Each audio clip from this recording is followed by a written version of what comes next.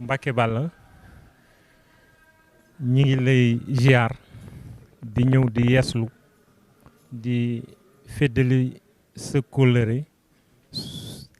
at àdduna parce que nag àdduna kat suñ koy wax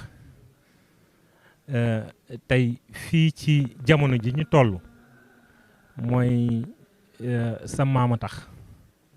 parce que lim fi def at fi mu toll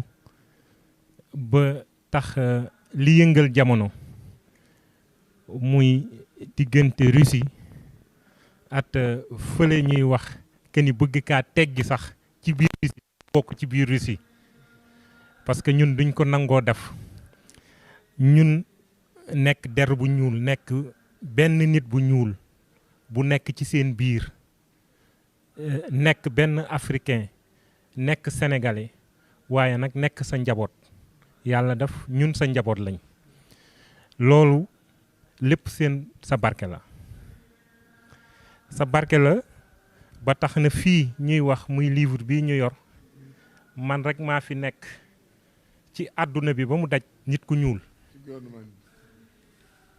man maa fa nekk maa nekk noonu loolu nag tey lépp dañuy jàpp que ni sëñ bi li mu def ci àdduna bi def ko ci Afrique def ko at nit ku weex moo indi lii moo tax ñun Sénégal fu ñu dem rek sëñ Touba moo ñu fay téye loolu moo tax fu ñu dem tamit kenn duñu fa jiitu loolu moo waral tey président Macky Sall mooy premier président africain di benn président nit ku ñuul koo xam ne Russie yi bind nañ ko ci seen journal bi nag duñ fi bind ku nekk bañ ko waxee am na benn njiitu réew ci Afrique bu ma woo ba ma ñëw mu ne ma dama lay jox nationalité ba pare jox la téeméeri million nga bind ma fii nga fexe ba ñu bind ma fii waaye Macky Sall mii sax si sensu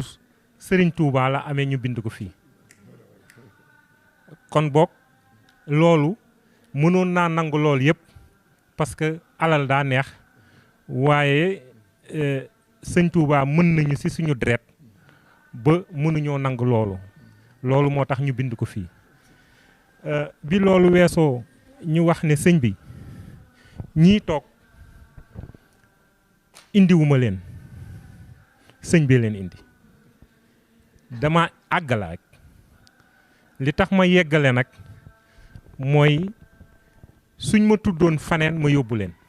ñoo ma tudd Touba kon boog ñoom ñoo tànn Touba ñoo xam li fi nekk loolu moo waral ñu ñëw sukk fii ñoom ñaar yeeslu wax la liñ la wax mooy que ni dañoo bëgg seen dëkk jàmm am fa te biñ ko toqalee ci sa nopp bërki démb ba nga jox leen audience bi jàmm commencé naa am kon boog ñu ne kon ñoom du ñuy ñëw jàkkaarloot yow te xam nañ ne ñoom ñaar ku ci nekk sa njaboot ña nga fa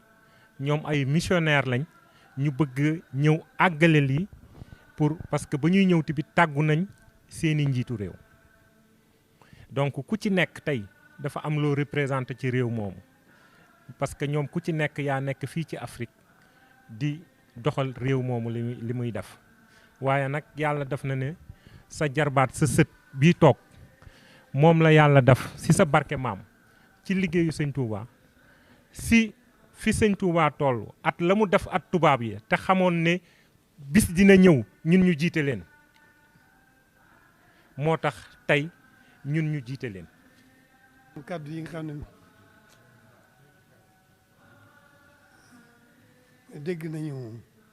dégg nañu kàddu yi sëñ Abdoulaye Sow wax ci li leen tax a jóg dégg nañ ko bu baax a baax a baax. Abdoulaye Sow il a bien compris le pourquoi de ce déplacement et l'intérêt que vous portez à ce déplacement. ne li leen tax a jóg yëg nañ ko ci suñu xol bu baax a baax ndax fekk ngeen ci nu doon ci xalaat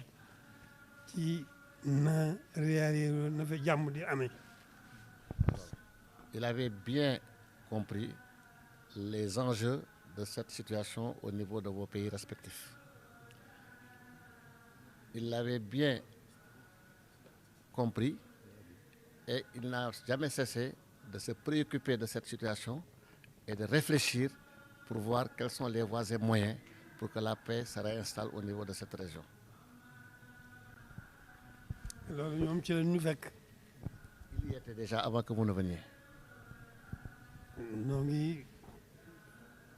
nga xool di am métit ci la fa xew ay wa nga xam ne xew na fa. Ça leur fait très mal de voir des hommes vivre une situation aussi dramatique et ça constitue aussi pour lui et pour la communauté une préoccupation de premier choix. lii ñoo ngi ci occasionné di ci feeñal sunu tiis ci bokk gi ñu ko bokk ak ñoom xamuñu woon daañu fi ñëw waaye ñun loolu ci la ñu fekk. Il ne savait pas que vous alliez venir pour aussi lui montrer votre préoccupation à cette question. Ça a été déjà une préoccupation pour lui et il était en train de voir, de réfléchir comment trouver une solution de par des interventions, de par des prières, de par tout ce que vous voulez. Et que sans que vous n'en parliez, il était déjà dans cette préoccupation. neen comme wax leen ne leen léegi nañu na seen xel daal bu baax. Soyez rassurés. Comme l'a dit Abdoulaye, la tranquillité et les débuts de solutions ont commencé à poindre à l'horizon et ça va aller crescendo et Inch'Allah Rabbi, il y aura ce que l'on souhaiterait avoir dans cette situation.